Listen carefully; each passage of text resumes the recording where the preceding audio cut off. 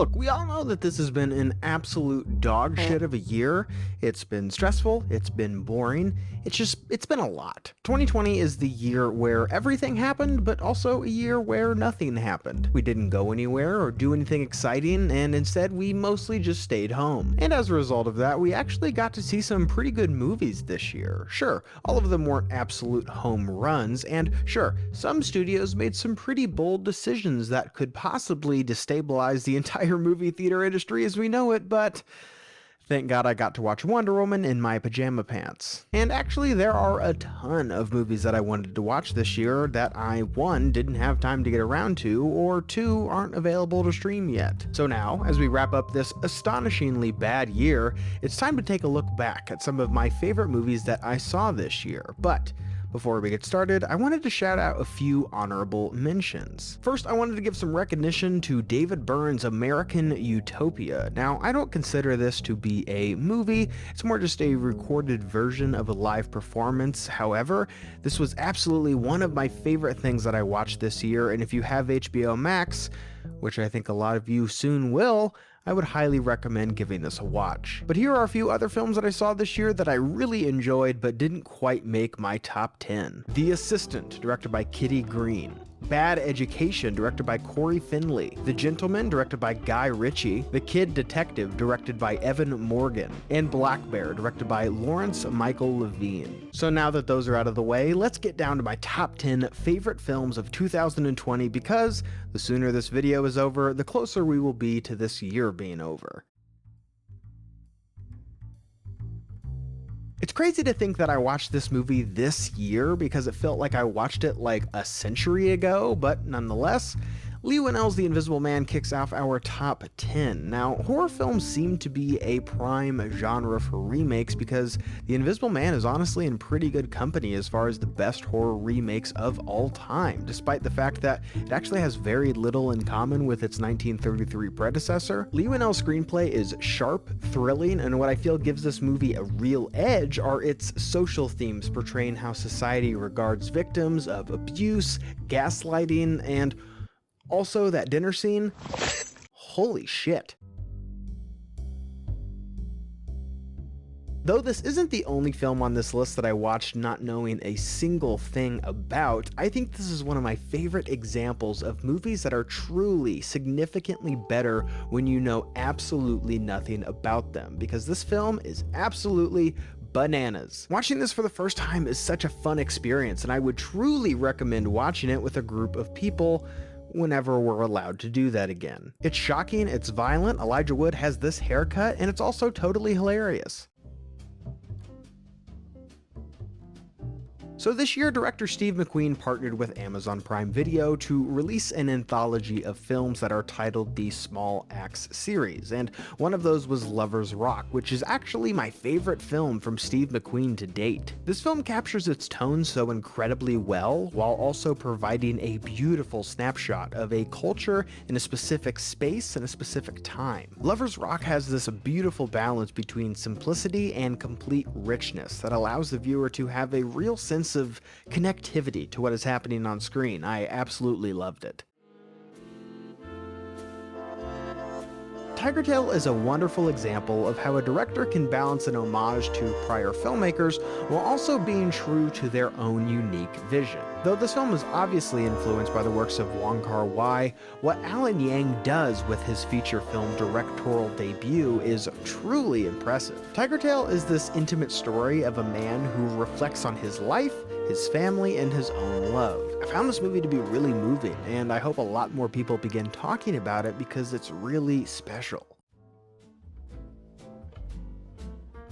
Another directorial debut on this list, but this time from Cooper Raiff, we have Shithouse, which was actually going to be premiered at the 2020 South by Southwest Film Festival, but you know, which is really unfortunate because I absolutely adored this movie. I really wish more people were talking about it because it is this truly earnest and sweet film. Shithouse follows a freshman during his first year in college as he struggles to make friends and genuine connections. It's probably because of how much I related to a lot of what I was seeing on screen because I too am in college and was a freshman not that long ago, but I found this film to be really endearing. This is a wonderful example of a film that allows allows characters to motivate what we are seeing, and how if you have those, your budget is really able to be quite limited. I really think this movie is so special, and I hope to see more people talking about it down the road.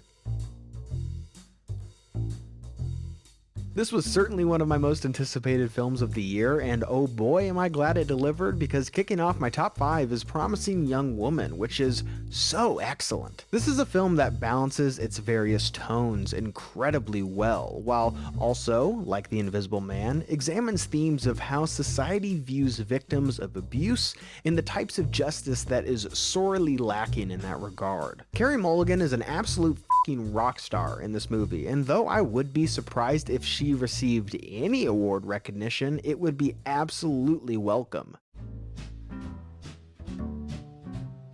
So David Cronenberg's Son made a super brutal science fiction thriller that examines identity, gender roles, technology, consumerism, and surprise surprise, but it fucking rules. I know Black Mirror has kind of dominated these types of stories in recent years, but Cronenberg breathed some much needed new life into this genre. I am well aware that this movie is not for everybody, but boy howdy was it for me.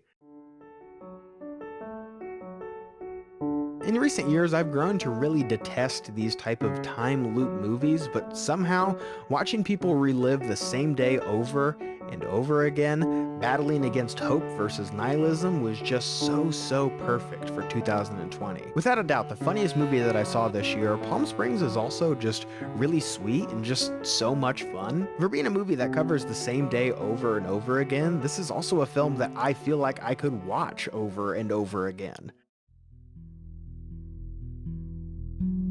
One of my favorite performances of the year is the work that Riz Ahmed delivers in Sound of Metal, a film that is so impactful with the way that it examines passion, purpose, and identity. When something like this happens to someone, how does this impact their sense of self? How can they begin to live with something that irreversibly changes their life? I also think that this is a film that could potentially offer real solace to not only those with disabilities, but others who are born in a way that feels like they need to be fixed because of who they are. The Sound of Metal has my favorite ending of the year, and I found myself incredibly moved by this truly wonderful film. Do not let it slip by you. Alright, so that brings us to my #1 favorite movie of the year.